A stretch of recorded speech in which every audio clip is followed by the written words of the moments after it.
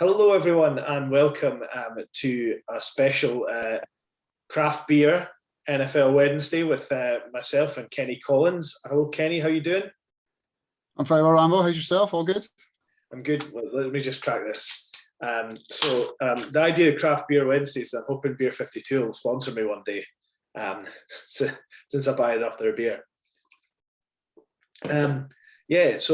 Kenney, 6 weeks down in the NFL. You've been enjoying it so far? I have. Are we not 7 weeks down, though?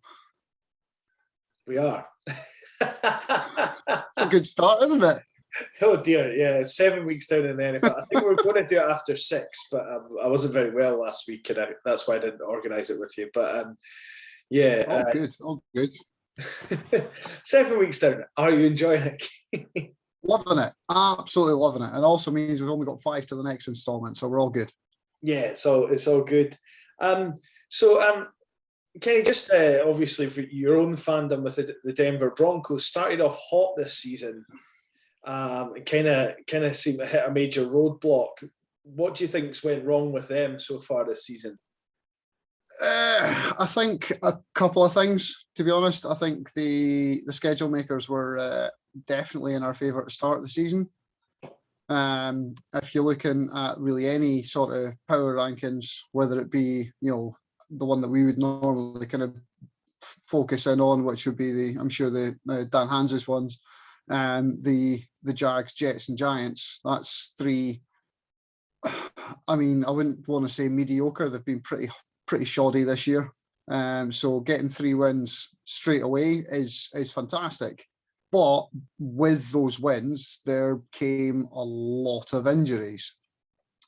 I think it was week 1, Jerry Jeudy went down. We've had offensive linesmen in Glasgow, and slightly annoyed that I didn't get any sort of mention from the ATN crowd when I gave him a little tweet about the pronunciation of Glasgow as opposed to Glasgow, but we'll move on from that.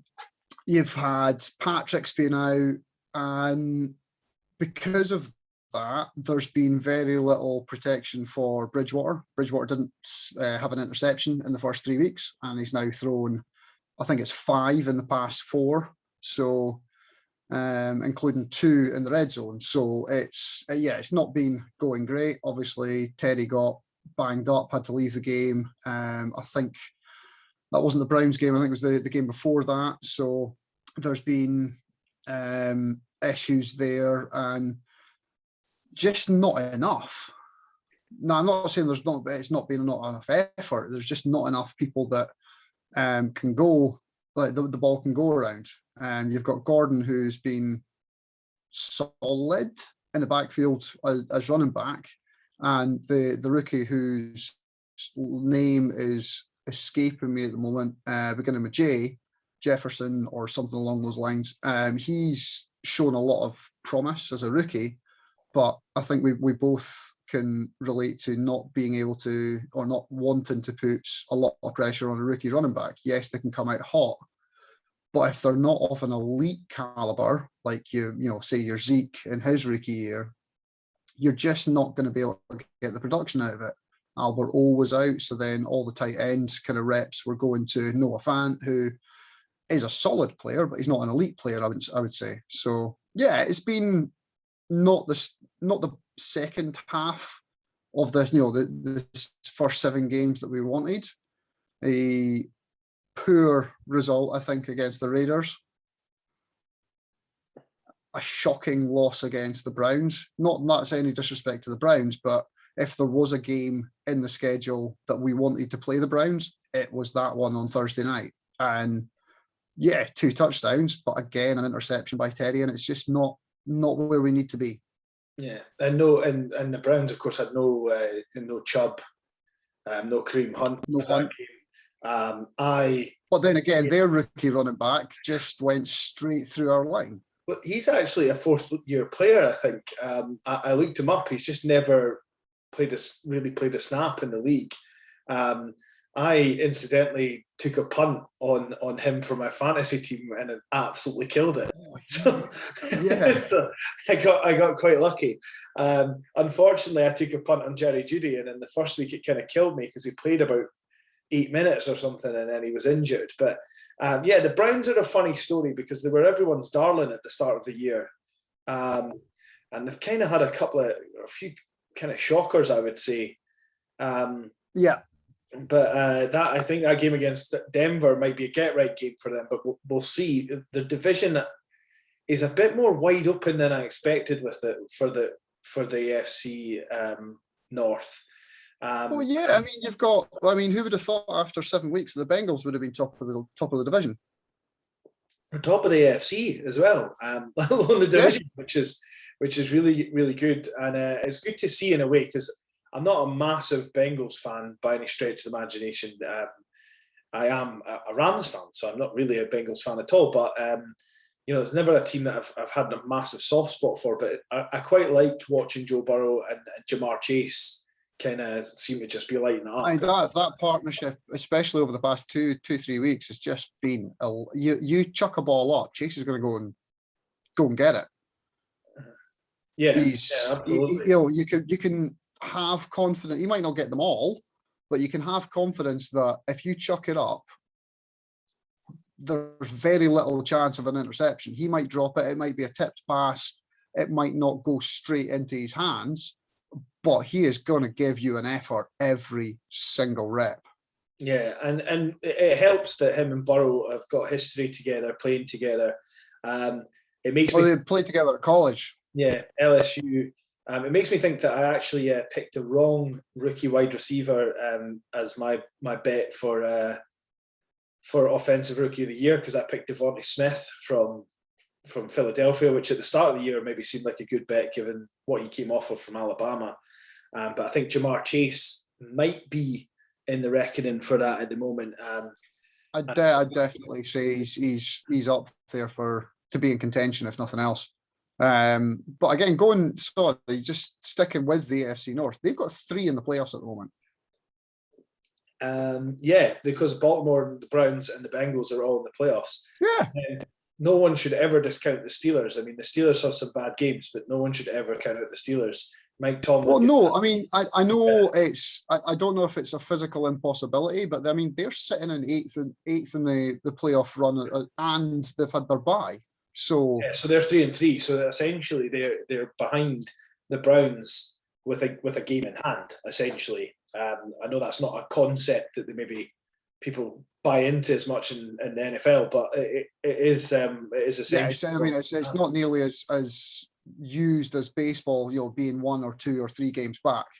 Mm. It's not a stat that's really used. Yeah. Just on that, what have you made of the Steelers this year? Because I cannot make up my mind. There's glimpses of like, oh, there we go. That they're starting to put their foot on the gas, and then it falls off a cliff for 2-3 quarters.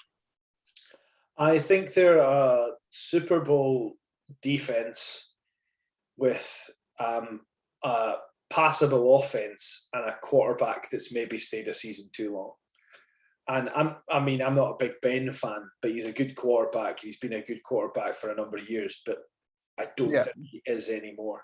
And I think absolutely Is that just down to his age or his timing or the fact, he's never been a big runner, but he's never been. He can't move in the pocket as much. I think, he's now, I think to coin a phrase or to steal a phrase that Mark Sessler always uses, he's turned into a bit of a storage pony in the last few seasons. And I don't think he's not got escapability. He's not, even on a bad day, they said that about what's his name, Burrow. His line wasn't supposed to be that great, but he's not taking many sacks because he's moving about. I know that Ben doesn't take. It's not necessarily like some kind of got some stat where he's taking loads of sacks, but I just don't think he's got it anymore. He's not got that arm strength so much, and I don't think he's been sacked 12 times this year. Yeah, and I don't think he takes as good care of himself, shall we say, as maybe a Brady and stuff. Well, definitely not in the off season. No, so don't get me wrong. I'm not sitting here slagging off people's fitness, but I just think that he's maybe trying to find his glory days, and it's maybe about time he hung them up and just remembered the really good times, and Pittsburgh moved on. And I think that nod and a wink between Rodgers and Tomlin, that when was doing the rounds on Twitter, I think there's something in that for next, and it would be interesting to see Aaron Rodgers in black and gold. Yeah, I mean, to be fair, if you're looking at that kind of offense, if you're thinking about Rodgers throwing them up for Juju or something like that, that would be something I would pay to see. Oh yeah. I mean, don't get me wrong, I still want them to lose, but you can't deny it would be exciting to watch. Yeah. No, I think that's the good thing about the AFC North, really. I think, as you say, that there's every chance. I don't necessarily see it happening. There's every chance that everyone in the AFC North could make the playoffs. It's not just a mathematical possibility. They're all very close to the playoff picture at the moment, and it only takes a slip from, say, the Chargers or the Raiders, and they're on the outside looking in. So, and I suppose that links nicely, Kenny, to the Chargers. Normally, is in terms of as again Dan Handels would say, the pain rankings. Yeah, the Chargers are a team that normally are kind of exciting to watch, have nice flashes, and then something awful happens every week, and it's okay. Apart from getting a bit of a rude awakening, they in their last game, they certainly look like a team that is that could be playoff bound, and Herbert has a lot to do with that, and I'm glad I stuck with him as my fantasy. Definitely does. He's exciting. I mean, Herbert's, if you're looking at just passing yardage, he's top 10. He's actually 10th. Yeah, he's sitting there with 14 touchdowns, 4 interceptions. That you can't complain. Sitting, and they've had their bye, so that's only after 6 games. Mm-hmm. Yeah. He's been sacked 11 times. Again, 11 times over 6 games. That's under 2 sacks a game. So he's showing his escapability from the pocket. He's showing, I think, a lot more patience in the pocket as well. So he's actually going through his reads before. I think last year he was very much a no read. His first read's not on, I'm going, which showed flashes of brilliance because he's got good legs. He's got a turn of pace, and he's got that ability to be slightly slippery, to maybe slip through a pass rush's tackle coming in. Whereas this year, it kind of, he feels like he's going to at least read 3 before he says, no, I'm gone. Yeah. I'm going. Mm-hmm. And I may be wrong, because I wouldn't call myself a tape junkie or anything like that, but I have tried to focus on mainly the West's games this year and kind of try and watch them all as through Game Pass, Game in 40. He seems like he's making the correct running read now as well. He's not just going and saying, I'm going to get as much as I can. I'm going left, I'm going right. There's points where he's seeing the coverage a lot better, or the pass rush coming a lot quicker. So then making a correct decision, or at least an educated decision as to, I'm going left, I'm going straight up the middle, I'm going to follow my tackle, whatever that may be. Yeah, he doesn't seem quite as erratic. I mean, Kyler Murray is obviously the league's darling a little bit at the moment. And quite rightly, the Arizona Cardinals are the only undefeated team left in the whole of the NFL. But even in his sort of first couple of seasons, he can run. I mean, Kyler Murray can definitely run, but you didn't find Kyler Murray always made the correct decisions when running, and sometimes put himself either in harm's way or the ball in harm's way. And I've not seen a lot of all of Herbert's games. I watch a lot of Red Zone, of course, rather than because I on Sky Sports, you only get one game. So, but from seeing him when he does run, he seems to be more prepared to sort of not put himself or the ball in harm's way, which is a this Kyler we're talking about thing to do for a 23-year-old. I know I'm talking about Herbert seems to not do that at his, in his only second season. Kyler Murray now is claims to be out of that as well, but it just mean when Kyler Murray was in his first couple of seasons, he seemed a little bit more like, I'm going to run and take hits and all the rest of it, and that's because he's an incredible runner. Kyler Murray is an incredible exciting player, but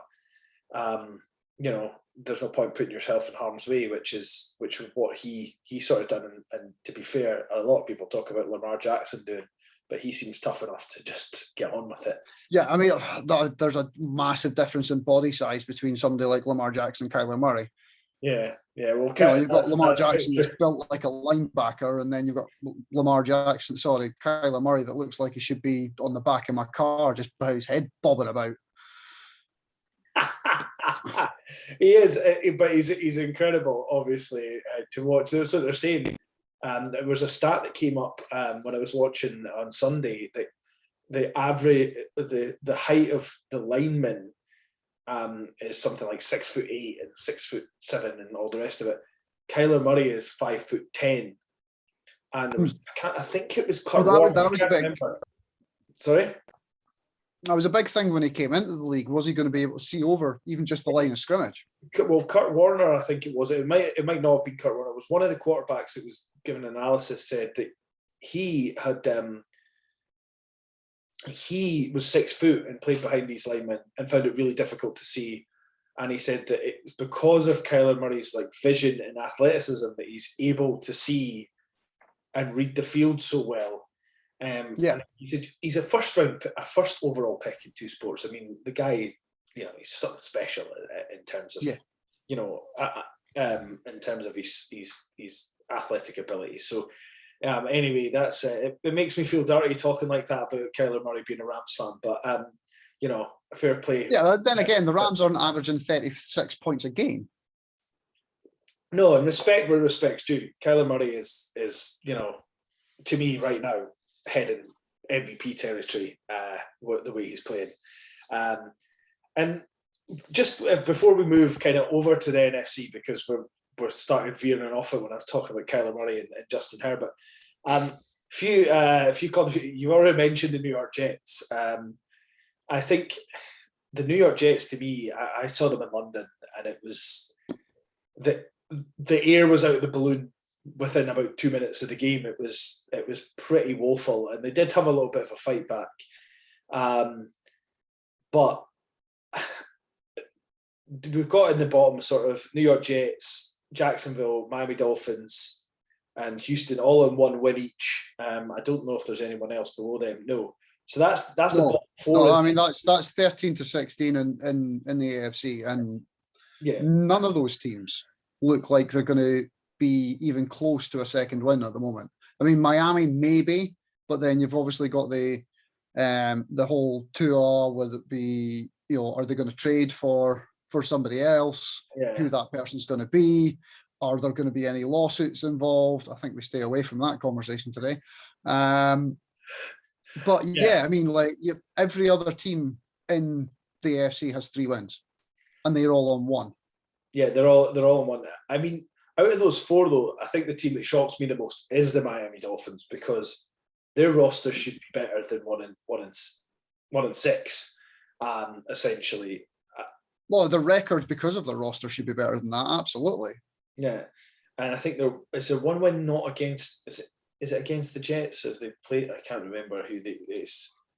Oh no, it wasn't the Jets, but because they got a conference win. But the Miami Dolphins, I don't know what's going on with them.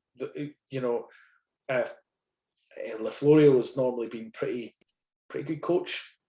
Don't know what's happening, and I know you're talking about trading. I think we can say his name. People know it's Deshaun Watson. I think in the scheme of all things idiotic, that would be one of the most idiotic things you could do, unless you're going to get him for a 7th round pick, because you have no idea what he's going to be able, if he's going to be able to play. Yeah, you've got no idea what his availability is going to be. Yeah. And staying aside of rights and wrongs, that's the thing. If you just look at it from a practical point of view, that's the thing that you got to think about. Dolphins beat the Patriots week 1. That's right. They beat the Patriots week 1, and then they've just canned it since then. Falling off a cliff. Yeah. Incidentally, sorry, just a small. What's their slogan going to be this year? Because it can't be tank for Tua. It's all right, guys. We've got our token win. We can just bottle it now. It's fine. Yeah. I don't know. Bottle it to be better. Well, bottle those Dolphins, I guess. But yeah. Incidentally, I was at the Jacksonville Miami game, which was for Jacksonville's only win this year. Jacksonville's only win this year. Urban Meyer is one of the only coaches to have a 0% record in the USA and 100% record outside in the NFL. There's a stat for you. Wow. Now, I know he's only been in charge for 6 games, but that is awful. 7 games, Rambo. Come on, it's week 7. They've had a bye. No, they've not. Oh, the Jags have. Sorry. I was thinking Dolphins. Yeah, my bad. Yeah. So the Dolphins chose not to have a bye after London, which I thought was weird because apparently you can sort of opt out of having a bye after London. But yeah. The Jags, that was actually quite, to be fair, in terms of having 2 sort of bottom dweller teams, that was actually quite an exciting end. I mean, there was sort of 55 minutes where it was pretty turgid, and then sort of Jacksonville just came to life. Trevor Lawrence, though, having watched him in person, he has to be, for a number 1 pick, he throws a lot of balls that should be intercepted, or certainly did. Yeah, no, I've not seen a lot of his games this year, but yeah, it seems like he's just chucking it. I mean, I don't think there's anything wrong with having that gunslinger, mentality in the league, especially as a rookie. It's showing confidence. It's showing that you want to put the ball downfield. You're not just doing the 4-yard crossing route. But they've got to be with better decisions. Yeah, I think I'm absolutely right. And I was just on that point with obviously Trevor Lawrence, and there's a few rookie quarterbacks in the AFC and at the moment. If do you think if you were to do the draft all again now, 7 games or 6 games in, depending if you ever buy in, do you think Trevor Lawrence is still the number 1 overall pick out of those quarterbacks, or do you think Mac Jones? I mean, looking at the one that pops into my head straight away is Mac Jones. Yeah. I think Mac Jones has got better every week. Yeah. I think first 2 weeks he was pretty horrid, but you can put that down to being inexperienced in the league. Maybe not coming into the league and knowing the difference in coaching style between a college coach and say somebody like Bill Belichick is going to be night and day. And I think we both know from our experience watching the league and listening to various podcasts from around the league, and that's not meant as a plug. Bill Belichick can't be a good guy to be around sometimes. He can be quite a cold coach. So coming in and needing to be nurtured, that's not necessarily maybe the best coach to be with. But like I say, I think he's shown progress every week. I think he's shown better decision making every week, and less crap, if I can say that. There's balls from Lawrence. There's balls from some of the other rookie quarterbacks that's just, like I say, just getting chucked up there to get rid of the ball, and it's a poor throw. There's been much less of that from Mac Jones the past couple of weeks. I think he's very competent in his abilities. then the rookie mistakes do start coming in, whether it be holding the ball just that little bit too long and having to take a sack, or choosing the wrong time to run. But that will come with time. Like, we said from, say, Kyler Murray, again, sticking with the AFC for 2 ticks. It's Kyler's athleticism got him out of those situations. Mac Jones, not that, he's got good straight line pace, but he's not got that elusiveness. So having to have those better decisions needs to be there. And I think that is coming. Yeah. Although with Mac Jones, I suppose he was an Alabama quarterback. So Nick Saban is, he's hardly a smiley, jovial individual himself. So, obviously we don't know from locker rooms and stuff what coaches. No, of course not. Can't tell. But Nick Saban is a renowned college coach, so maybe that in some ways prepared him for the type of Belichick coaching he's going to get. I do wonder though if even just with the fact that Belichick is the coach that he is, as if say Trevor Lawrence, Justin Fields, I think is, to me, is the one that I'm backing the most, because I watched QB1 and I definitely think he's got the raw talent. It's just putting him in the right situation. But, you wonder if one of these kids is sort of unlucky they didn't fall far enough in the draft for the Patriots to take them. Possibly. I think Fields has got a bit of a help there as well. So he's not got Dalton as his backup, or whatever happens when Dalton's back at. Dalton got injured, and then Fields came in, and then I think they've just kind of kept Fields in because, why wouldn't you? You know what Andy Dalton's going to be. There's a reason it's called the Dalton scale. Yeah, Dalton's. Dalton at the end of the day is he's as good as the sum of the parts around him, and that's all he's ever going to be. He's not going to elevate them, and fair play to him. He's made a living out of that, and he'll probably make a living out of it for another 5, 6, 7 years being a backup around the league. In many teams would love to have a backup like Dalton that you can stick in and he can start and he can do at least a competent job. So I think that does help Justin Fields a little bit. I think Zach Wilson's the one who's in the worst spot out of all the rookie quarterbacks. Anybody that was going to the Jets, I think we've kind of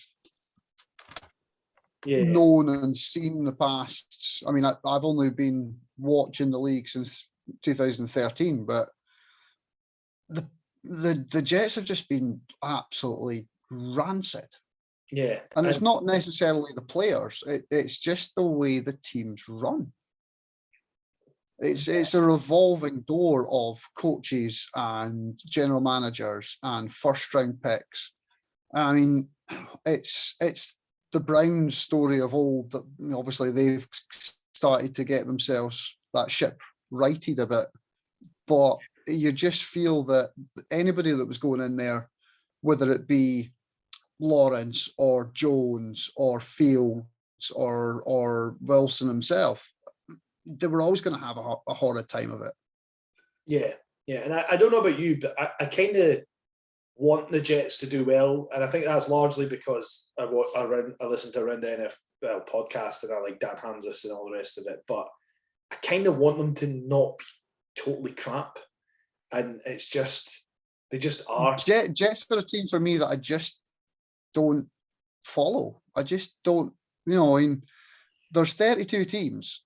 There's not enough time to go unless that is your job, to go round and round looking for storylines and little nugget. I don't care. I just don't.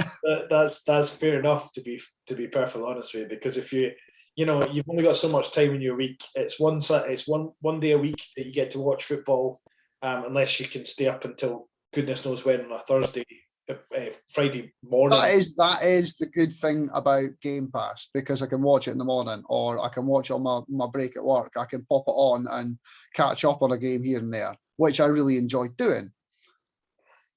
I'm still not going to choose a Jets game unless they're playing the Broncos or I've seen I've seen the score already, and they're playing. It's a blowout or it's a tight game, and I want to have a look at the storylines from that game. Yeah. But it's not going to be a game where I'm going, you know what? Jets Lions tonight. Happy? No. Jets Lions. You couldn't have picked a worse combination of teams. It's ridiculous. for the Jets and the Lions. We'll get on to the Lions in a minute, but yeah, I I mean, what's Jets Giants? That's fair. That's fair. You know, and obviously, you know, you've got the MetLife Stadium rivalry there, and you know, is it a rivalry anymore though? I mean, what two quarterbacks that are completely out of their depth? Well, maybe. I mean, is it a rivalry much in the same way as like Rangers and Partick Thistle's a rivalry now? Because aren't the Giants always winning these games?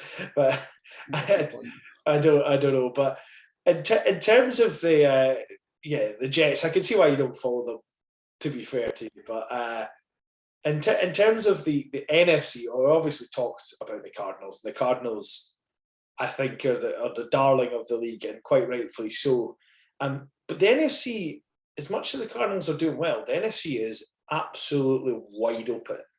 And it's stacked. It's absolutely stacked right up until, I mean, the top six anyway are all pretty good. The New Orleans Saints are maybe a little bit of a hanger-on, but you know, after I mean, if you're taking your top six teams in the league, 4 of them are coming from the NFC, and you wouldn't have said that 5 years ago. No, I think 2 of them are coming from the NFC West, and I'm not just saying that as a Rams fan, but the Rams, whilst they've won ugly, they just seem to be able to find ways to win, apart from against the Cardinals. And the Cardinals, quite frankly, are just blown the doors off every team they've played. There's been a couple of points throughout games where games have been close, and then they've just found another gear. Yeah. The Rams, yes, I think definitely are up there in that top. We'll say top 3 to 8 rankings if I was doing them, which I'm not. So, but you know, you've got Stafford coming in, who I was looking at his numbers, and they're not that much different from his numbers with the Lions. He's just got more weapons with it. He's got more weapons. He's got Cooper that can do more with it. If they were going to have a sort of, how can I put it? And I like this idea that they've got on sort of around the NFL, that the offensive player of the year should just not be basically the non-quarterback player of the year, because the MVP is always a quarterback. True. I get that, but then I mean, we've not even touched on it, and I kind of wanted to and completely forgot. If you're looking at a non-MVP offensive player, right? At the moment, I suppose your MVP of the league would probably be Kyler, Brady, and maybe Cooper Kupp. Yeah. Derrick Henry, yeah. Okay. If you were going for another player out with those 4, sorry, but 3 of them are going to be quarterbacks in my eyes. Mm-hmm. There's nobody else that's jumping off the page. You've got Stafford, who's played cracking so far. He's been consistent. His throws have been on time. They've been to the right receiver, the right route. He's just been solid. Yep. You've got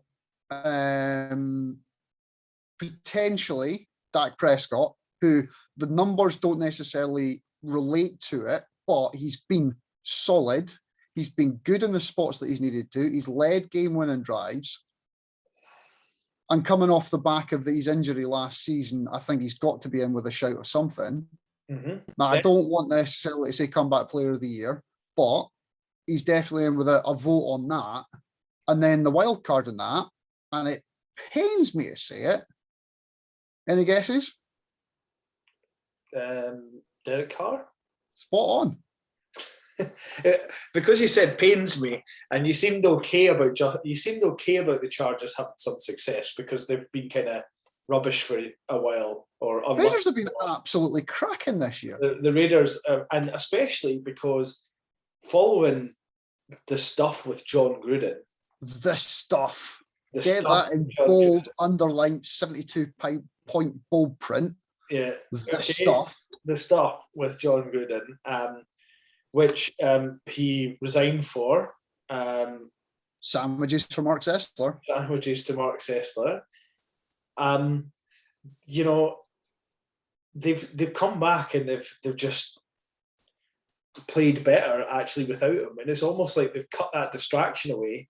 And I know it's only 2 games, and you know you don't know what's going on, but the team looked like it was in turmoil. And whether they knew some of this stuff was coming, players, you know, he said something that was very racist, and 75% of the workforce in NFL are Black African Americans. You know, what do you expect from your workforce if that's how you're going to act? And I think he also has the first openly gay player on his team. Yeah, exactly. And Nassib. What are you doing, mate? Yeah, and they to be fair to the Raiders, they gave Nassib some personal time, I think, to kind of get his head around things. Yeah, they said, look, if you want time, go take it. Yeah, but I mean, they've done well, and I kind of am rooting for them to do okay. I don't want them to necessarily make the playoffs ahead of the Chargers or ahead of anyone else, but I kind of am rooting for them a little bit because the players have reacted well to this, and Derek Carr is playing lights out this year. So, for me, he's playing the best football that I've seen him play. Oh, definitely, yeah. I mean, the games that's me been watching the league, actively watching it for 7 years now, and by far the best football I've seen him play. Yeah. But the Raiders, the Raiders are another. I mean, that's the FC West is a massive surprise of a division with Kansas City, who everyone would have just marked in as winning that, are miles behind at the moment. You know, I think there's 3 and 4. A lot of their own doing.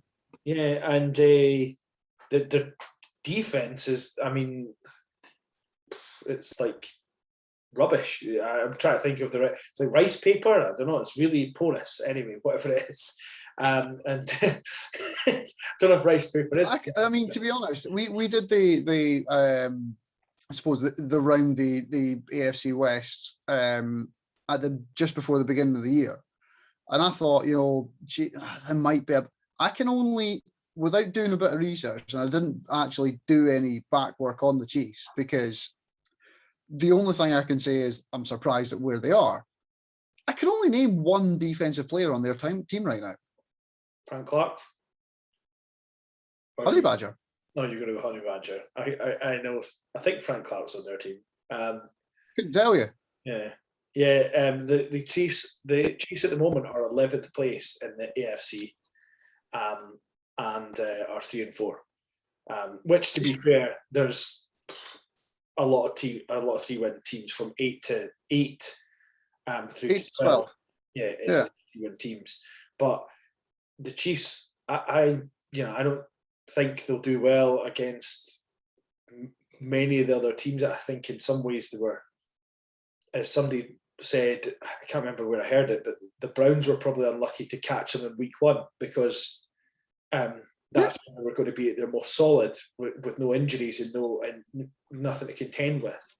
But I can't say. I mean, even if they limp into the playoffs, I think they'll get blown away by some team like they've been blown away. Even the Raiders or Chargers, to be honest. Yeah, I mean, we should probably, and I know we've banged on about the AFC quite a bit, but we should probably just quickly say here that I think the teams of AFC that are going to be in that championship weekend could come out of the Tennessee Titans and the Buffalo Bills, depending on the way the draw falls. And I don't think that, because I'm not sure the Bengals can sustain this. No, the only other team that I would put in there as a maybe would be the Ravens, but I think that's quite injury dependent because they are quite banged up. If they get players back, I think they could. You know, you've got people like Lamar that are game changers. Yeah, but then that does depend on whether they're going in as a wild card, if they're going in to the divisional round, or where they lie and who their opponent is. Do I think they would potentially blow the doors off the Bengals? Absolutely. If they came up against the Titans, that's a different story. Yeah, and the Titans have really been a funny team because they're the only team to lose to the Jets. And just bizarrely, then destroyed Buffalo, and then, well, they didn't destroy Buffalo, but beat Buffalo in that sort of... I thought it was a convincing win. It was the scoreline might not have said it, but it was a convincing win. Yeah. And then absolutely annihilated the AFC champs. And that wasn't close.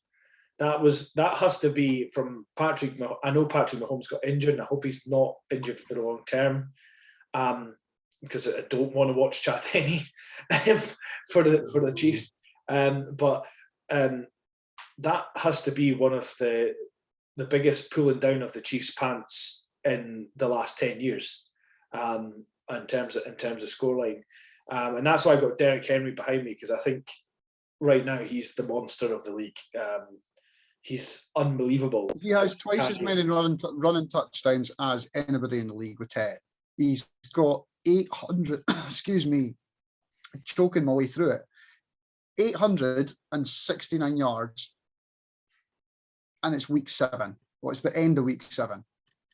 Yeah. I mean, yeah, you've got running backs that average 100 yards a game. Not many of them.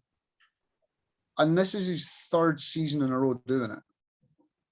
Yeah, no, but his numbers are ridiculous. They're not letting up. He also threw for a touchdown on yes. Sunday as well. Not the first one of the game as well. Like the first drive of the game. It was a really cool play design because, of course, as soon as he handed the ball to Derrick Henry in the Wildcat, everyone you just watched the defense. They all just kind of went into the box and pinched in, and Henry took a couple of strides like he was going to run, and then it was an awful looking pass. It didn't look great, but there was nobody there to get anywhere near it because they'd all essentially wet their pants and because they thought they were going to have to tackle him, and that's the game with him. But I think we've probably done the AFC to death a little bit. So if we quite possible, I was thinking that we.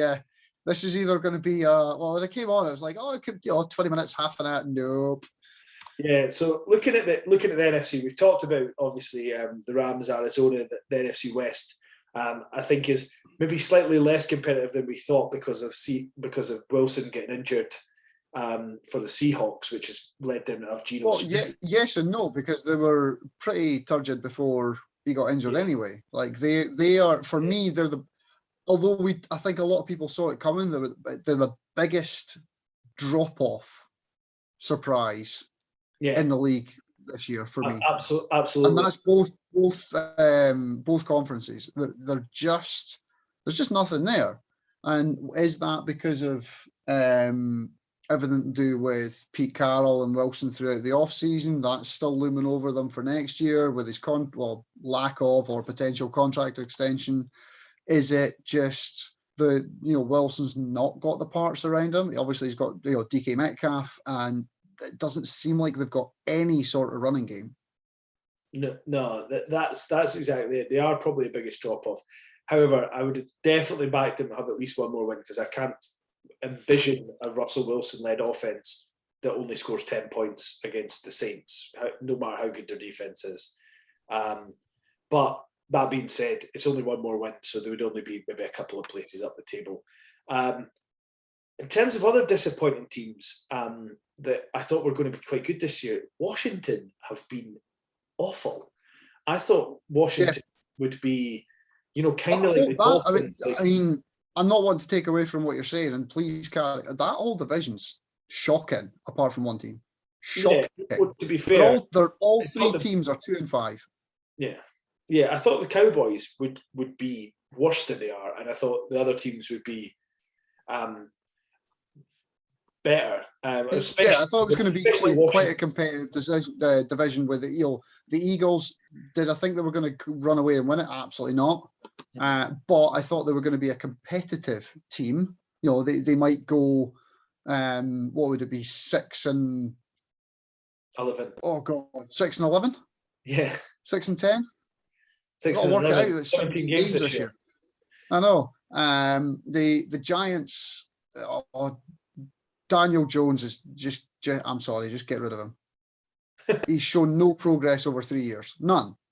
No. The biggest. I don't like the Giants as a team, but I wanted. He's one of the ones. There's always somebody that's like not very. You just want them to do well. Coming off the back of Eli, I was like, no, let's get somebody that's got a bit of personality. He's going to do well. He's going to push the. He's Eli Manning. Yeah. Apart from when he made that 40-yard run and then fell over. He tripped over his laces, and again, I felt bad for him because it's the proverbial nosebleed. His head was going way quicker than his feet were. Yeah, exactly. And everybody does it. He's never been in that position before in a professional sense. So, did I feel for the guy? Absolutely. And they still scored on that drive. So, it's not like, we left 7 points on the field because you fell over. It was, they still scored on the drive. I think it was 2 plays later. Yeah, I mean, to be fair, he's shown no active progress over the past 2 years.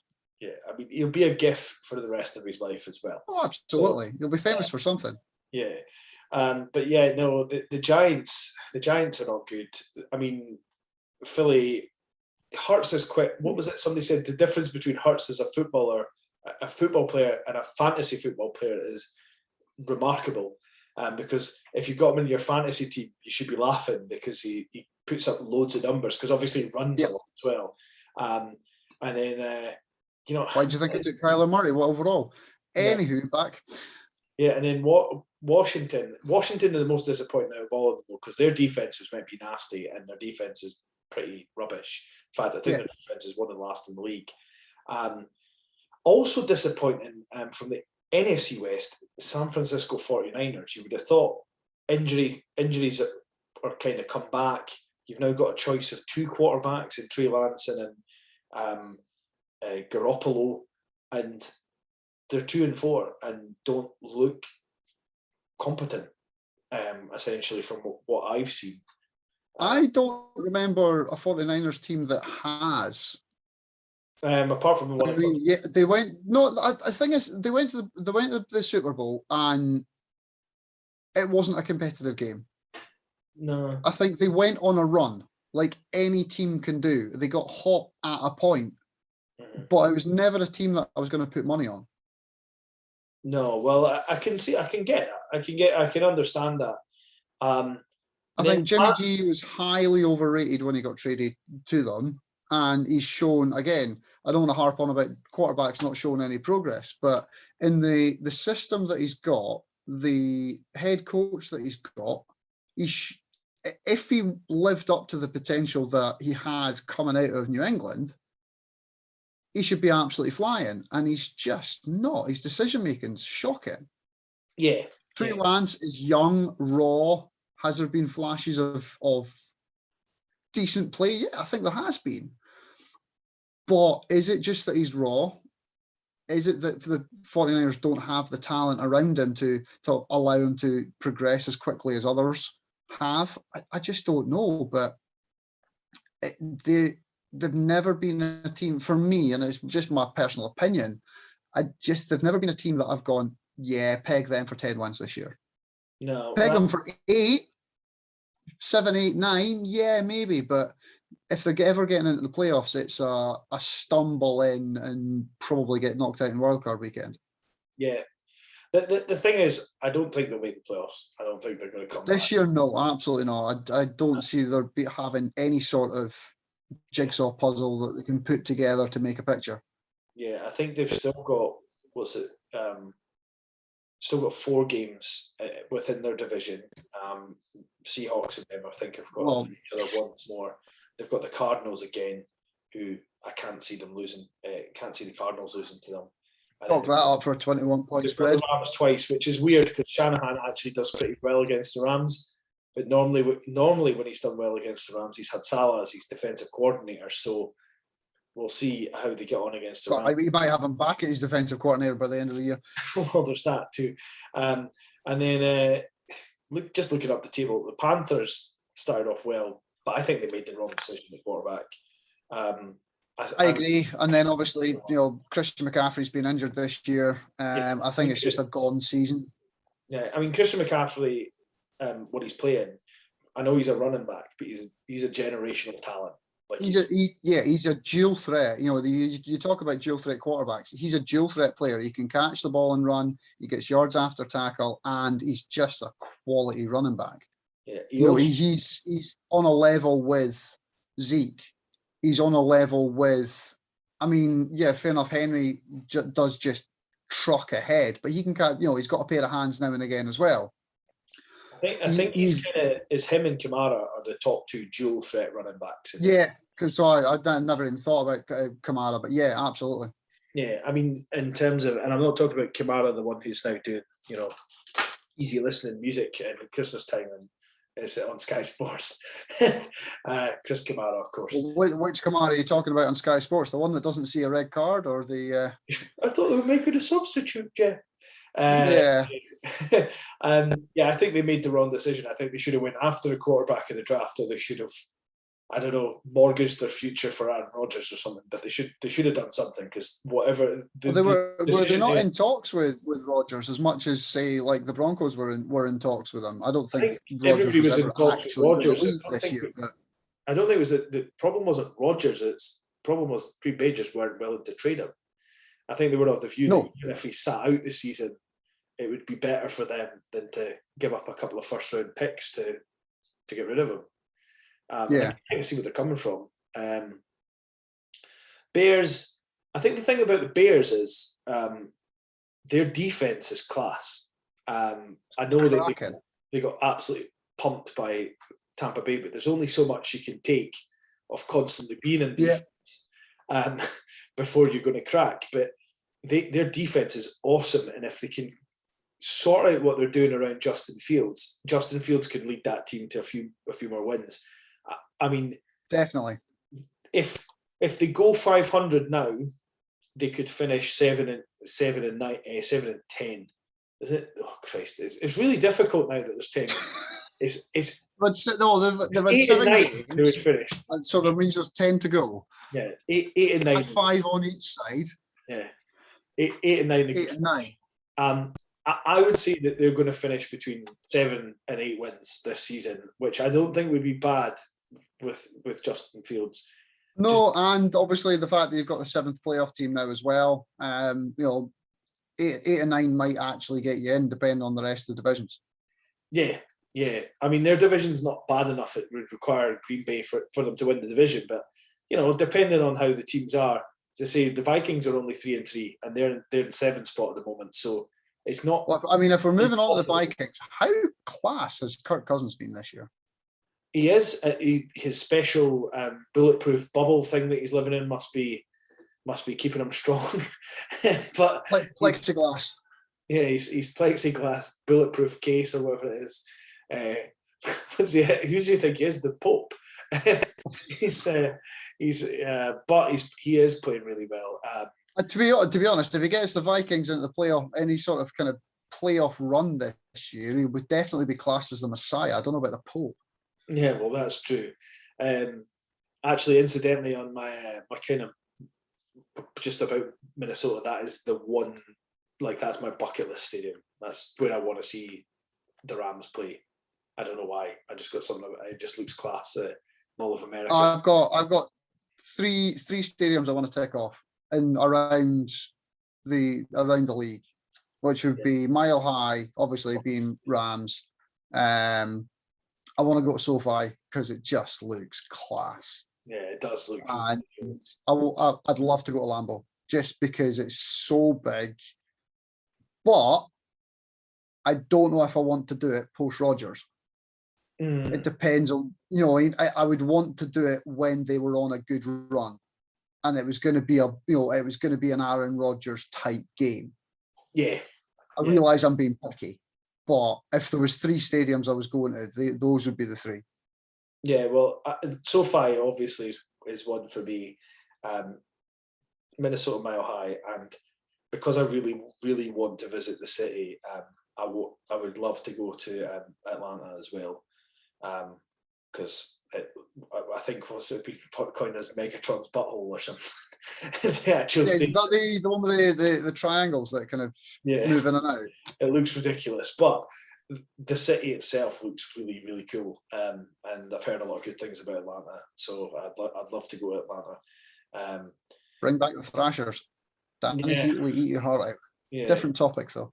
Yeah, definitely a different topic. And then obviously you mentioned the Saints seem to be at the 4-2, but I'm not sure that they've got the staying power. I think they might be, as we briefly talked about when we were messaging each other about this, contender or pretender. I think they might fall into the latter category. I don't think they'll I agree. They're 4-2 and they've had their bye, and I mean, yes, obviously you had all the fiasco at the beginning of the year with the hurricane and not being in their stadium and this, that, and the other, and I don't see them having, like you said, the staying power, the depth, and the longevity of good plays. I think there's more teams behind them, that could go on a run to push them out. Your Falcons. We didn't really touch on the Falcons, but I think they could really go on a run. I think Matt Ryan's played very well this year. Vikings, I think, will be ahead of them in the standings by the end of the year. Like you say about the Bears, I think they could be on a run and go ahead of them in the standings. So I think they'll be in the hunt, but again, it'll be a first round exit if they get there. Yeah, I'll tell you what. Mention that we did skip over the Falcons, and I kind of thought that. I also made the decision to draft Kyle Pitts as my tight end in fantasy, and the first few weeks I thought about actually dropping him. And in London, Maurice Jones-Drew was there as the kind of in-stadium kind of commentator with Sam Quick, and he said, I hope all the fantasy owners of Kyle Pitts have him in their team, because he is going to light it up today. And this last 2 weeks, he's been unbelievable. Well, he's been on a level, like Matt Ryan and Pitts have been on a level with Burrow and Chase the past couple of weeks. They've been just that they'll, if they need a play, that's your go-to, that's your hot route. You're going to that guy. You scheme around getting him open, whether it's man coverage or double teaming him or anything like that. You're just throwing the ball to him and he will make a play. Yeah, and he's starting to be all the things that they said he was going to be. And Jamar Chase is not winning the Offensive Rookie of the Year, and it's not it could be Mac Jones, obviously, but if it's not either of those two, then I think Kyle Pitts, if he keeps up this pace, Pitts is a good shout for that, definitely. Winning if it's not those two. So, moving on from offensive player of the year to defensive player of the year, I think the next, I suppose maybe jumping across the Rams, but I think we can double back on them. Trevon Diggs. Hello? Yeah, I think so. To be fair, the Rams this year haven't had the standout player. They've Donald's still Donald. Ramsey's still Ramsey. Taylor Rapp's still Taylor Rapp, although he's not amazing, but he does his job. But they've kind of been a collective unit this year, and the coaching, incidentally, because I thought when we lost Staley to the Chargers, it was going to be a disaster, but the coaching's actually been just as good, if not better, than under Staley, which is mightily impressive considering how good Staley had the Rams defense playing last year. So, I think the Rams defense is more collective. I think Trevon Diggs is a definite contender for Defensive Player of the Year. He's been lights out this year in all facets. So good for him. Although, obviously against the Cowboys, he got a little bit hot-headed with taking another pick six and then got absolutely burned on the next play. But 7 games, 7 interceptions, 2 of which have gone back to the house. For a rookie, that's special. Is he not Stefan Diggs' brother? Or have I got that wrong? Yeah. No, it is. Yeah, I'm hoping at some point the Bills will play the Cowboys and they'll be matched up against each other. But I don't know. I don't think they've drawn each other this season, so we'll probably have to wait a couple of years or maybe Super Bowl. We don't know. Yeah. So I mean, we've talked obviously quite a bit about the Rams. The Cowboys, as I say, their defense is looking good as well as their offense. Defense looks cracking, and they are moving. I wouldn't even say they're moving; they're marching the ball downfield at times. Get a bit stuck in the weeds now and again. Mm-hmm. Get a bit stuck in their own ways. Obviously, there was Zeke had a couple of games where he was out, and Dak might have had a bump here or there, and they'll obviously through Hard Knocks he had that. He's looked cracking. Yeah, I think Dak Prescott is, I don't want to like him. I don't want to like the Cowboys, but he is good. Yeah, I'm the same. I don't like seeing the Cowboys do well, and I think that's just down to how much love they get. Yeah. I mean, like I don't think it's talked about enough between Joe Blogs. Obviously, I know the ATN guys do talk about it quite a bit, but broadcasting crews, how many of them have come from the Cowboys? Obviously, you've got Romo, you've got why is his name gone out of my head? I know you're talking about it, but does the Thursday night game with Troy Aikman? Yeah, I like Troy Aikman. I like Tony Romo. Okay, Tony Romo's cracking. He's really, he helps. Again, my understanding of the game and what they're looking for. Anytime Troy Aikman can talk about the fucking Cowboys, he does. Yeah, and I think it's that annoys me so much about the Cowboys. It's always, there's teams that you don't talk about the owners at all. Mm-hmm. And then you've got Robert Kraft and Jerry Jones that are anytime their teams are brought up, you're talking about them. Like, no, I don't care about you. Well, I mean, even the way that the stadium's described, I know it's around the NFL podcast, it's tongue-in-cheek. Oh, Gerald and all the rest of it. But I mean, I know that you've got a bit of English in you, so this may hurt a little bit. But that's why a lot of Scottish people don't support England in big football tournaments, because I couldn't agree more. Even when England aren't playing, it's like Germany will be playing like Uzbekistan. It'll be like, oh, I wonder what the English boys have having for their tea whilst they're watching this match. Yeah. They're not even playing, and you're banging on about them. And I could not agree more.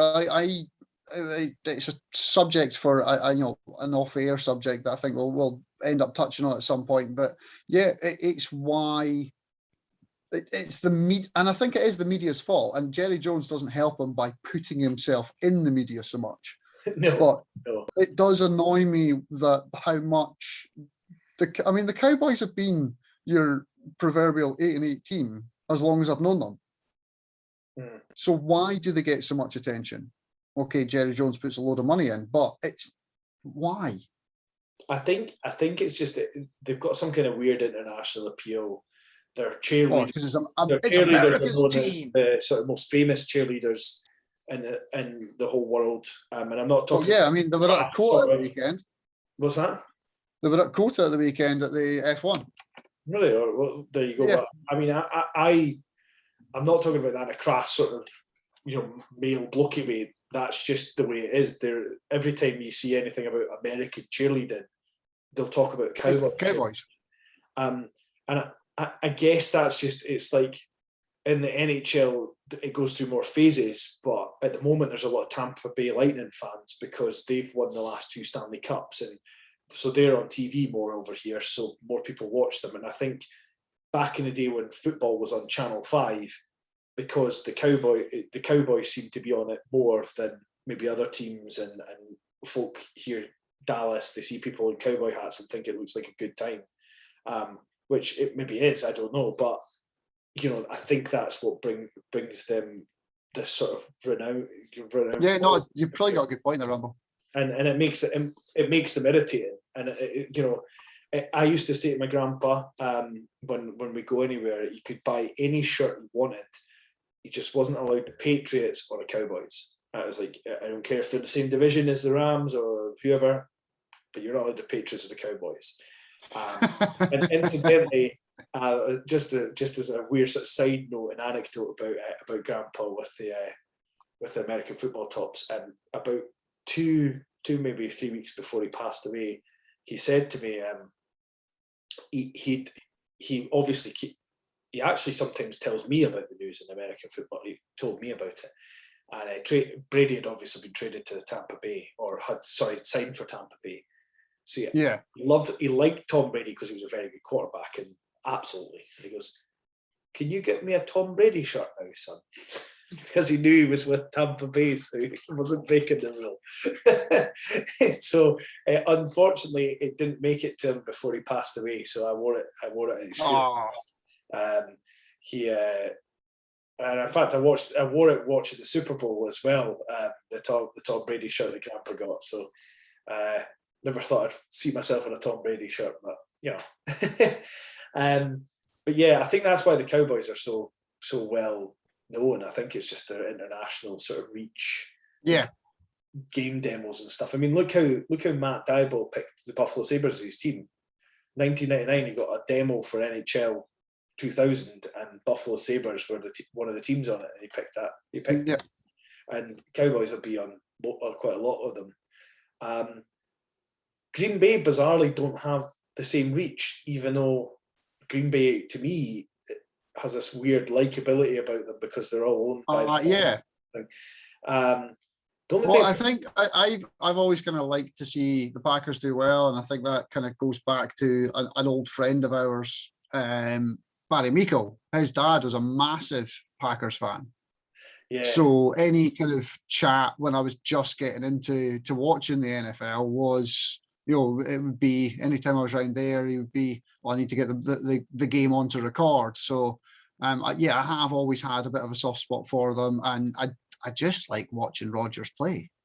Yeah, Barry Meikle's dad, I think he supported the Packers, and I know he had that sort of is it kind of north, and he supported the Carolina Hurricanes, but I think it was because they were in Hartford before.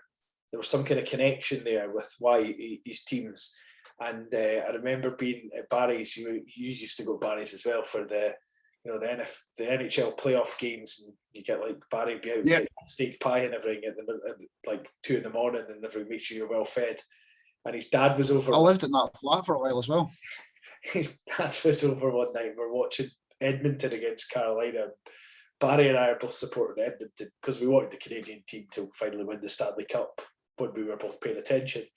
And I remember his dad leaving at the end of the night after this good game. Edmonton won. His dad's exact words were, "Thanks for the hostility." Because we had both been supporting the other team.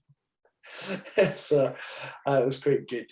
But always a good laugh when Barry's dad was around. Yeah, I digress. So the Packers, again, that pretender contender thing. I don't know if they feel like they should be a 6-1 team. But that was the discussion last year as well. Were they a 13? Was it 13-3? Yeah. And their schedule. I don't like the expression of you can only play the teams that are on your schedule. Now, bouncing that back to the Broncos this year, we went 3-0. Brilliant. Going back to the Packers, it's you can only beat the teams that are on your schedule. So, are they a 6-1 team? Yes. Yeah, absolutely. For me, there's no beating about the bush of, they're a 6-1 team. Are they good enough to go on a run in the playoffs? Is more the question that should be asked. Not are they a 6-1 team? Yeah, I think yes. I think they will vastly struggle this week. I think a lot of their receivers are out on COVID protocol. Mm-hmm. So me giving up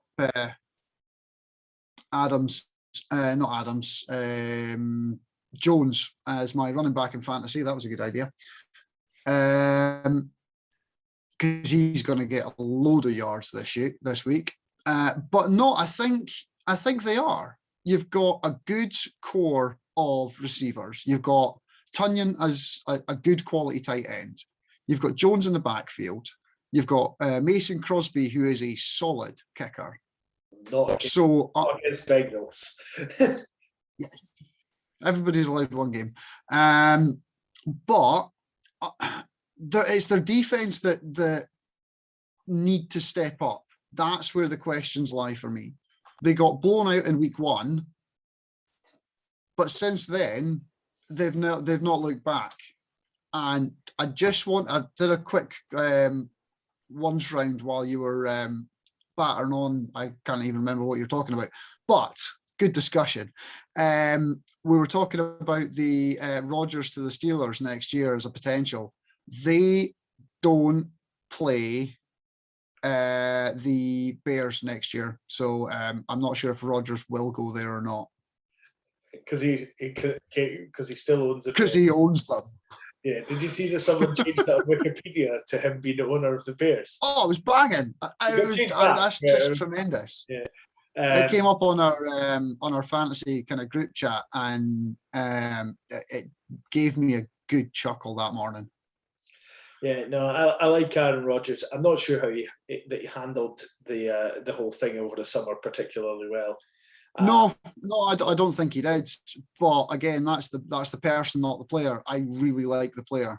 Again, that's me kind of harping on about my opinions, but I think that's the fact that he can just draw up a play in the dirt, and he's physically done it on numerous occasions.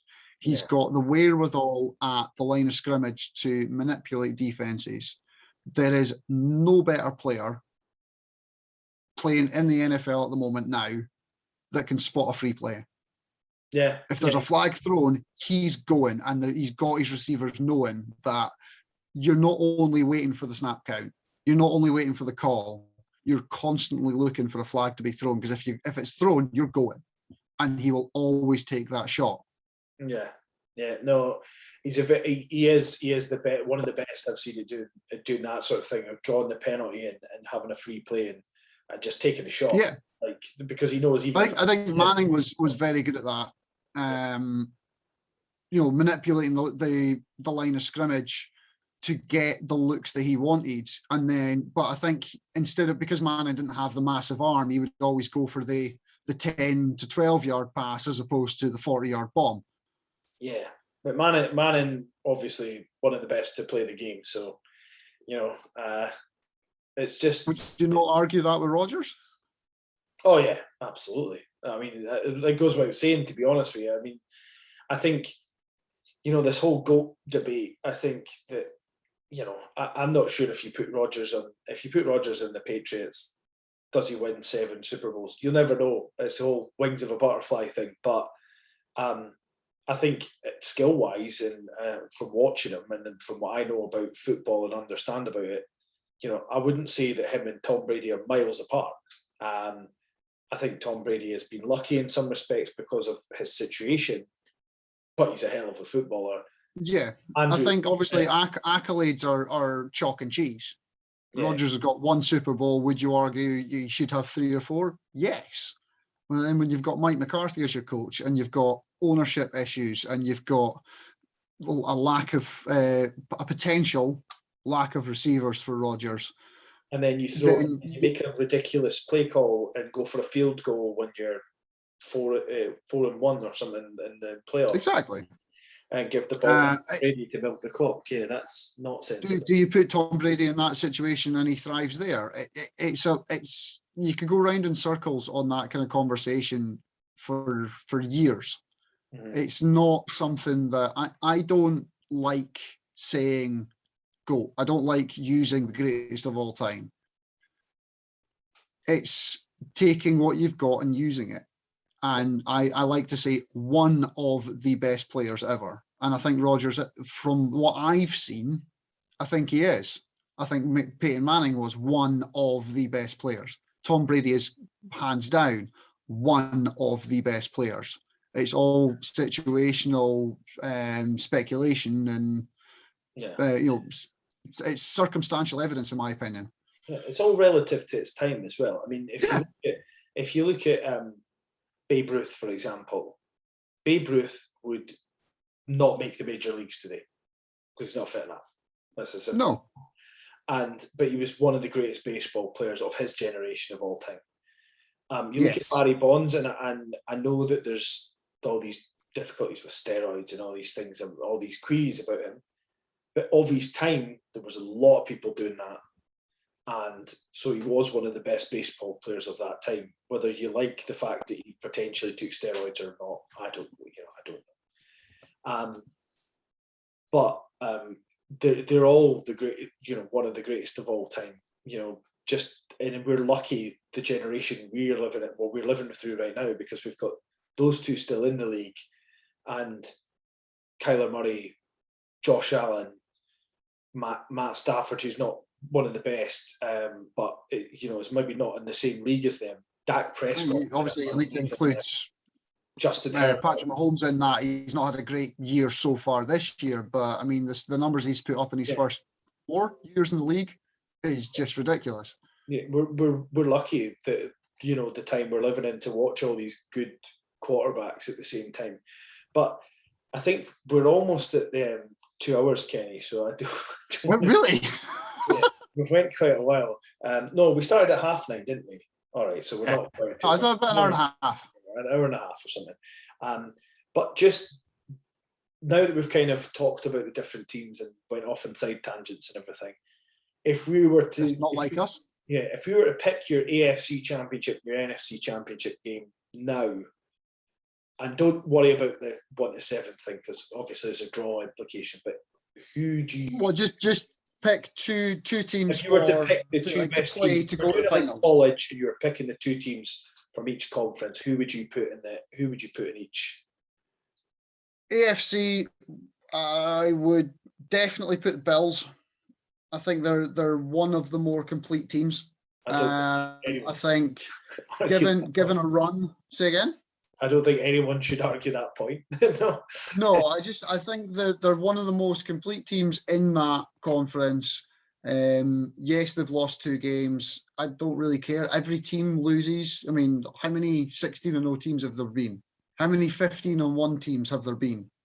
Not that many. So you're going to have a game where somebody else, they've got your number that night. But I think you've got good defense with the Bills, good special teams, and you've got Josh Allen with, Diggs around him and other good skill position players that they're just a well-rounded team that can put on a good show, week in, week out.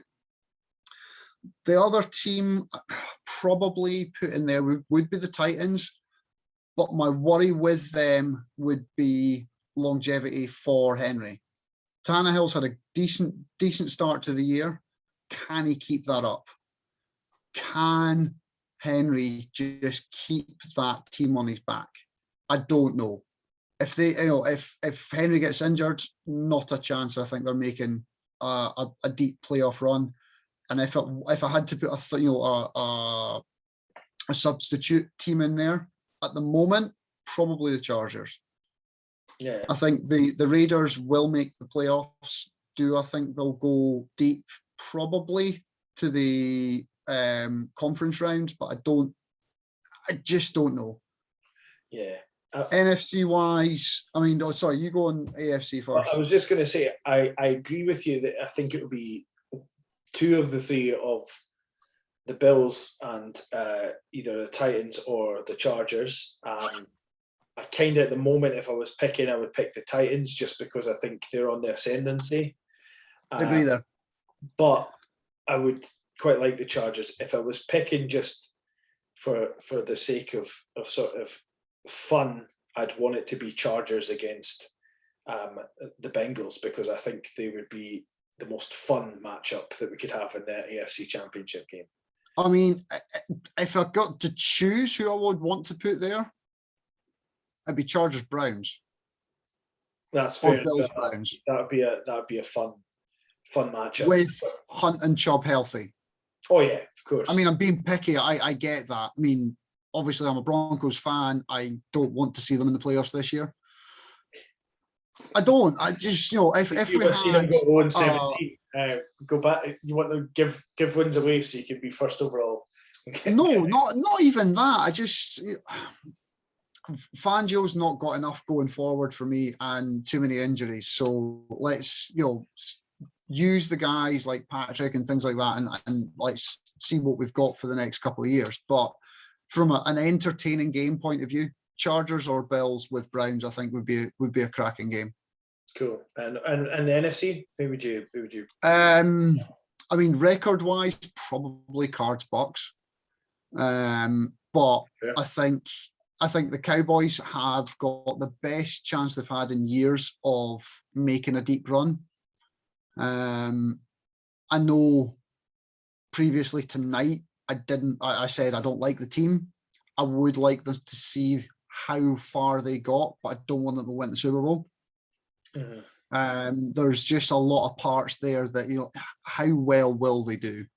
But if I had to choose who I wanted to be in that game, probably Cards Packers would be my top choice of, divisions and everything out the window. I'll take that game. I think it would be a very entertaining game. Rodgers manipulating the field and picking out receivers, going against that good Cards defense. And they've not been amazing, but they've outscored teams. So, I think it would be a very back and forth game of, that could be a 45-40 game. Yeah.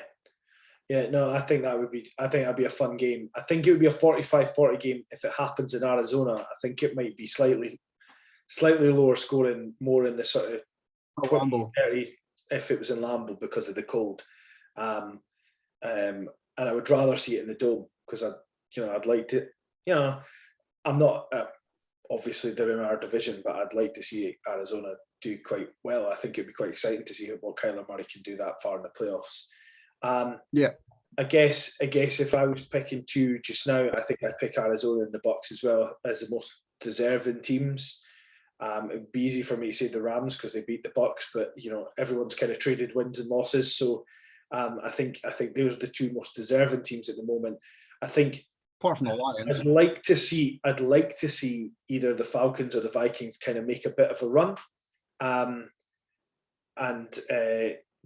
I think that could be quite exciting to have a sort of wild card team just batter in and make a bit of a run. But I think we're going to be looking at either Cards Bucks or Cards Packers in the championship game.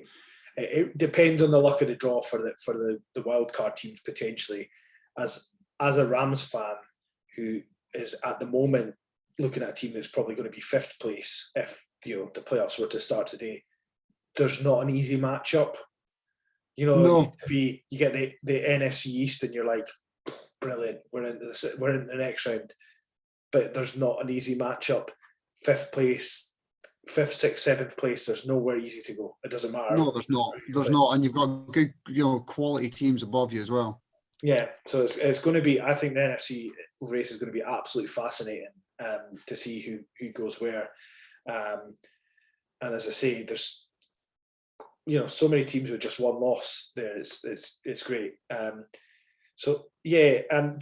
Just to move on, and one last little pointer I thought we'd just discuss. What's been the most shocking game for you this season? The most shocking result? Me, I think it was probably the Titans pumping the Chiefs, or incidentally, the Titans losing to the Jets. It's one of those two results involving the Titans. But I don't know if you've got anything else. No, to be honest, no. Those would probably be the two that stuck out to me. I didn't think the Bengals were going to be this good at the beginning of the year. So there's been a couple of results in there that I thought, ooh. And then I think the most surprising team out of all of them, not necessarily just individual results, but I think the team that's, for anybody that watched or listened to the previous discussion that we had, I have to give it off to the Raiders. They started 3-0. They went through a bit of a 2-game downward spiral just before the whole, although there's potential rumours that they knew what was coming down in Vegas. And since then, they've had 2 solid wins.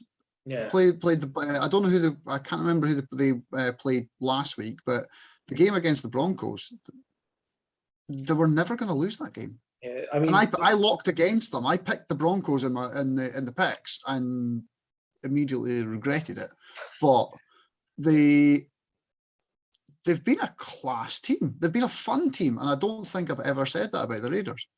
Yeah, they have been. And the other thing about the Raiders, the team that you're talking about, they made, for most of the game, the Philadelphia Eagles look silly in the last game that they played. That was at the Eagles, yeah. And the Eagles, I know the Eagles have been disappointing, but they're not terrible. So to make them look kind of silly is pretty impressive. Yeah, the record doesn't really show what, like, for the Eagles, and I know it's kind of maybe digressing back to a point that we made earlier. Like, the Eagles have had decent games this year. They've just not got the results. Yeah. There's one final point I want to make, and you can tell me if you agree with this or not. But the Detroit Lions are the best 0-7 team that there has ever been in the NFL. My reason for this is, one, watching, obviously I had my eyes on it because the Rams were playing them with Jared Goff going back to SoFi and all the rest of it on Sunday. Their coach was coaching the hell out of that game. He was fearless. The Rams were on the ropes for the first 2 and a bit quarters, to be honest with you. And it's just the fact, it's just the gulf in talent. But every game, the Detroit Lions just about have been either within a score. They've lost 2 games by last-minute kicks. They've been frisky in every game, to, I suppose, quote Greg Rosenthal. The Detroit Lions they deserve a little bit of a tip of the slipper for what they've done this season with the void in talent that they have, and with, quite frankly, basically eating our poo sandwich and taking Jared Goff, because Jared Goff was a bit of a mess towards the end of his Rams time. He's not a terrible human being. I quite rooting for the guy in a way, because he seems like such a nice guy and he works hard, but he's just not all there at quarterback, and they don't have a lot of talent around him. Yeah. So, and then to go for 2 fake punts, onside kicks 2 minutes into the game and all this stuff, it was incredible. It was annoying watching it. Where's Johnny Hecker when you need him? Yeah, absolutely brilliant. And so I want to tip my hat to Detroit Lions, because I think I think that's a fair analogy there. I think they've been a good team. They've just not been able to finish games, but I think that's down to a depleted talent. Yeah. There's been plays, there's been coaching decisions, there's been, I suppose they've had their fair share of injuries as well. I think every team has this year. They've been a functional team as opposed to a dysfunctional team. They've just not been able to get their foot over the line or the ball over the line to get a W under them. Like you say, there's been two games with last second field goals that have crushed them. Yeah, and they were the team that were doing that at points with Stafford. Yeah, and you take the game where Stafford blew out his shoulder and went back on, and then popped his shoulder 2 plays later. That video. They won that game by a last second field goal. Yeah, that was. I'll tell you the other thing about the Lions in terms of these last minute field goals. One of them was a record-breaking last-minute field goal by Justin Tucker. That's 64 yards, was it? No, I think it was 68, because it was in the dome. So he knocked it through, and I think maybe I'm wrong. Maybe it's slightly less than that, but apparently they said in warm-up he was knocking them through from about 70 yards out. Ridiculous. And if they're playing the Baltimore Ravens, one of the best teams in the league, a contender for all intents and purposes, and to force them into a position where Tucker needs to get you out of trouble, I think just shows about the spirit of the team. Dan Campbell, and I have to say, like, as a guy who's coached, the Eagles and all the rest of it, and the Steel Queens and stuff, and is quite passionate watching them. Dan Campbell is like sort of like the type of coach you want to see. You want to see a coach that's really, like, him being in tears, people would say that's embarrassing or whatever. It's not embarrassing. That is. No, he's emotionally invested. given everything for his team, and he could tell he wanted his boys to do better. And I really do. I really hope that they kind of get a win at some point. And I kind of hope they stick with Dan Campbell, because I think, if they sack him, he's not had the 2 seasons have been a bit poor, but if they sack him, I think it would be a wrong decision, because he's making them competitive. And what he needs to do after that is then get the talent to do what his vision and put that in. If he can do that, the Lions might be a team to be feared in a few seasons' time. So I think we'll call it a night at that, Kenny, because I think that's we've battered on for quite a bit. I'm not even sure. I enjoyed that, though. It was good.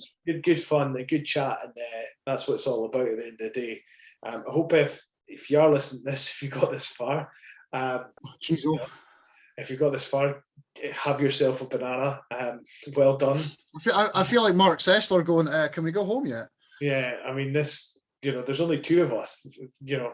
I mean, we done it late at night because your kids are already in bed. Maybe we should start doing it now when you've got to pick them up from school or something. Like Greg a time limit. So we've got a time limit. But fantastic, Kenny. Thanks so much for your time. Appreciate you having me on. And if there is one in a halfway point or two-thirds point, I'd love to come on again and chew the fat with you a little bit. Yeah, definitely. There's a lot of fat to be chewed when I'm around, as you know, Kenny. So speak for yourself. So we'll get it on in a few weeks' time, and look where we are, and look at how good or bad our predictions were for how teams are going to go. We'll probably the Titans will be 5-10 with 2 weeks to go or something like that after all this. But hopefully not. Been great to chat. I've finished my craft beer about half an hour ago, so we need 2 next time. Go crack another one. All right. Anyway, good night. Cheers. Thanks. Take care, my child.